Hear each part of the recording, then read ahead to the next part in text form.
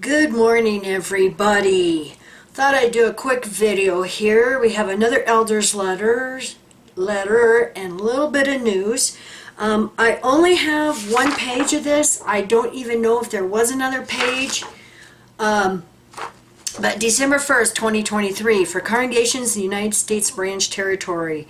Bethel Tours at Patterson. We are pleased to inform you that the new Visitor Center at Patterson, New York will be open for tours on Monday, January 1st, 2024.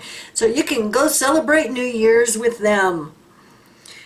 This new facility features 3 museums and a coin display. Rather than having a designated Bethel tour guide explain features of the museums, the exhibits are self-guided. What is the makeup of these exhibits? First century Bible coins. You know, this must have cost the rank and file and donations a lot of money, because I know how expensive some of these old coins can be. This exhibit gives you the opportunity to see a selection of original first century coins mentioned in the Christian Greek scriptures.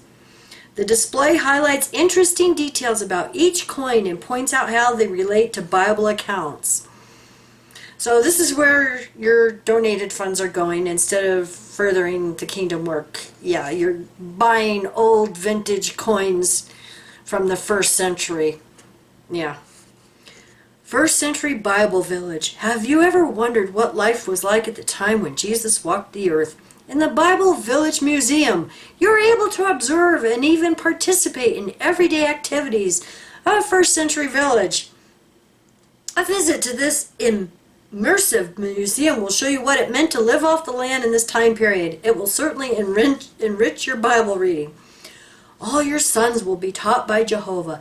This museum traces the history of how Jehovah's organization has equipped willing volunteers to become effective teachers and shepherds by means of schools and training programs. As you see how Jehovah continues to instruct his people today by means of theocratic schools, we hope that you see opportunities to benefit personally from being taught by Jehovah.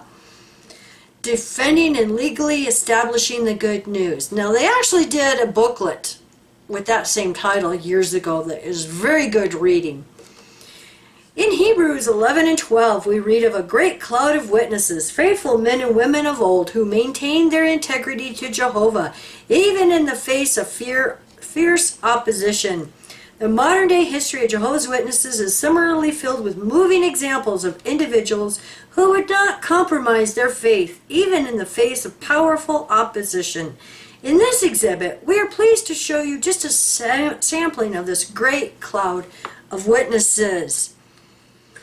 Now, even today, you know, they're fighting the media and all of us who are speaking out against their damaging, abusive policies and how they're violating our human rights. But they keep trying to shut us all down because that part of their history they don't want to get out into the public. You know, like they're shunning, blood policy, birthdays. And we know, we showed a clip like a week or two ago, that even their public information clowns will lie to the journalists and media just to cover up the real truth. We know that. We already know that. Same thing with defending and legally establishing the good news. There's a big thing going on in Japan now, and they have ruled that it is child abuse to force a kid to do these things like go out and service, meetings, assemblies, all of this. It's child abuse. And my daughter sent me a link to a TikTok video. And I'll put the link down below to this because this is a lawyer in Arizona here in the United States. And a custody case just set a precedence. And in my humble opinion, I don't have legal training, but in my humble opinion, it's also going to affect the Jehovah's Witnesses and their custody battles. Because we already know the ex-members, when they leave, there is usually a fierce custody battle. And the congregation and elders will support the JW spouse in getting custody of that kid. But we also know in many, many cases The kids have been told their unbelieving parent now, their apostate parent, is going to be destroyed at Armageddon. You don't want anything to do with them because they're going to destroy your faith. Well, the judge in Arizona has just set a precedent. So all of you, if you know somebody who is fighting a custody battle against Jehovah's Witnesses, send them this link, because this judge set a precedent that it is now domestic violence and abuse to try to sway a kid against their other unbelieving parent and vice versa. So I think this is going to be a big thing now in the court cases, because I know of several custody battles that are going on, and they demean the unbelieving parent now. Elders will even testify in court and lie what a horrible person they are, even accusing the non-believer now of child abuse. So yeah, it's going to be a biggie, I think. Going on with the letter. Sorry, I digress. As a reminder, if you plan to tour the Visitor Center at Paterson, New York, World Headquarters at Warwick, New York, or the United States Branch Office at Wallkill, New York, you need to have a confirmed tour reservation. Please use the tour reservation tool on jw.org found under About Us, then click on Bethel Tours. The tour reservation tool is now accepting requests for Paterson. Additionally, please reserve tours only for individuals that agreed to join your group. If you already have a confirmed tour reservation for the Wallkill or Warwick facilities, it is still necessary to request a tour for the Paterson Visitor Center separately. Please note that you should not come to tour Bethel if you test positive for COVID-19, display cold or flu-like symptoms, or have recently been exposed to someone who tested positive for COVID-19. So that's the elder's letter. And like I said, I only had the one page. I don't know if there was another page to that or not. Now, I did the link. And you can go to Watchtower Online Library. And thank you to everybody who has sent me all this information. Go to Watchtower Online Library, and you will see the list of publications, Kingdom Ministry, meeting workbooks, programs, tracts, all of it. If you scroll to the bottom, they have a new link. It is manuals and guidelines.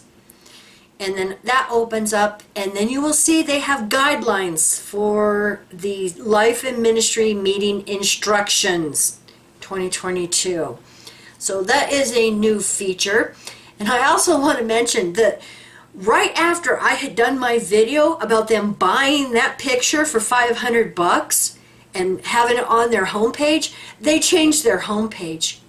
Will the cry for justice be heard? And they have a pair of scales. Have you suffered from injustice? What the Bible says can help you now. No. The injustice I have suffered is violation of my human rights, and Watchtower has destroyed our family. Yeah. So my cry for justice has not been heard. This is why we do YouTube videos, because we're crying out for justice. Watchtower needs to change these policies. People are dying from their blood transfusion policy. Families are being destroyed from their disfellowshipping and shunning. And it's sickening. It's sickening. And I mean, even people are committing suicide because of their policies. So, yeah, our cry for justice is not being heard. God is not hearing everybody crying out for justice right now. All right. Also got something else here. The Irish Independent in Ireland. And I will put the link down below to this, because most of the pervo JWs that get arrested for messing with kids, it's men. So this was something different. Kerry woman jailed for grooming teenage boy after confession to Jehovah's Witness. Jehovah's Witness congregation told of abuse of 14-year-old boy. And like I said, I will put the link, and I'm going to read this since most of you may not, be able to pull it up if you're in a different country. This is the first image of the convicted child groomer who confessed to her Jehovah's Witness congregation that she groomed a boy from the age of 14 before having sex with him 2 years later. I don't know what the statute of limitations is in Ireland, but when you start at 14, it's not good. It's not good. I love this article. And I quote, perverted Pamela Lonergan, who went on to work in child care settings and as a carer in the community, admitted 4 counts of defilement of a child under the age of 17. The offenses, well, I'm going to assume that since it's an offense and she is being charged, that it was below the statute of limitations. The offenses occurred at locations in Kerry and Cork in 2008 and 2009. Appearing before Cork Circuit Court earlier this month, Lonergan of Trianmana, Glenbeigh County, Kerry, received a 1-year jail sentence for the offenses. That wasn't long enough. It wasn't long enough. Speaking afterwards, one local said the community had been stunned to learn of Lonergan's abuse. He said another neighbor had met Lonergan on the road the week before the trial, and she had told him she was moving up to Cork for a while. Obviously, she thought her name wasn't going to be disclosed in the media, he said. Yeah, or worldwide. If the victim hadn't waived his anonymity to allow this happen, she have come back here when she got out, and we'd have been none the wiser. Cork Circuit Criminal Court, that's a tongue twister, heard Lonergan was 27 when she first started initiating contact with a minor, having met him in a social setting. Well, we know what that was. When the victim first met Ms. Lonergan, who is now 43, the relationship was platonic but intense.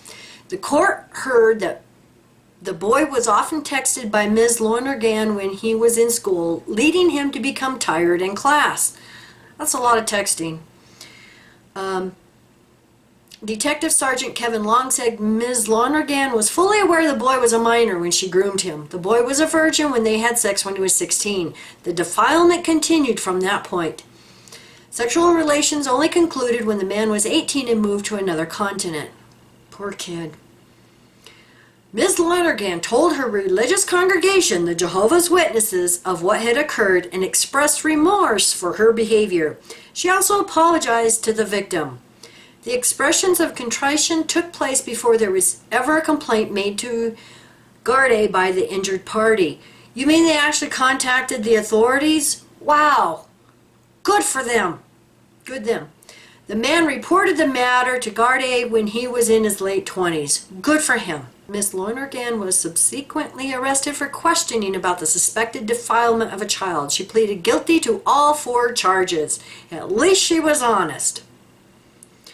In his victim impact statement, the man said, she entered my life as my family home was being torn apart. I was extremely vulnerable and lonely, and even though Pamela's messages felt unusual, the attention was appealing. She told me she wanted to be the person I had my first sexual experience with. It was early in the morning after an all-night phone conversation. Teenager had hoped to go to university, however, the abusive relationship took its toll, and he finished school at 16. He said he even moved to another continent for a fresh start. Lonergan arrived there to be with him, leading him back to the caustic environment. Oh, good Lord. Yeah, pervert. Pervert. And they come in both sexes. Alright, I will put the link down below to this. And in case I don't see you this weekend, thank you so much for all the cards and phone calls and emails and great comments. Appreciate all of those, and the views and all of you subscribers. And just hit that like button and the little bell. You can hit that bell and you will be notified of videos when we first put them up. And I am shopping around, trying to find an internet out here in the middle of nowhere that will be a little bit faster. And we would love to be able to do podcasts and, have the chat and all of that.